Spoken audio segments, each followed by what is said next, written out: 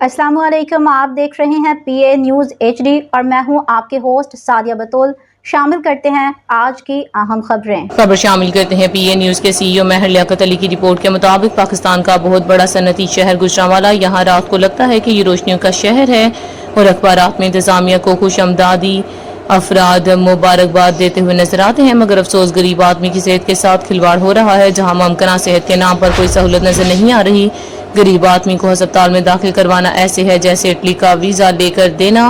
अस्पताल में आए हुए अफराद को फर्जी कार्रवाई करके फारिग कर दिया जाता है। ये गुजरांवाला टीचिंग अस्पताल की मेडिकल वार्ड है जहां एक बेड पर 2 मरीज लटाए गए हैं। अगर मरीजों की तादाद बढ़ गई है तो फिर आबादी के तनासब से अस्पताल की तादाद भी बढ़नी चाहिए, मगर इस तरफ कोई तवज्जो नहीं दी जा रही, जिसका नतीजा ये है कि एक बेड पर 2 मरीज लटाए जा रहे हैं, जो किसी भी तौर मुनासिब नहीं बल्कि राज के नाम पर एक मजाक है और आम तबके के लोगों की सेहत के साथ खेलने के मुतरादिफ है।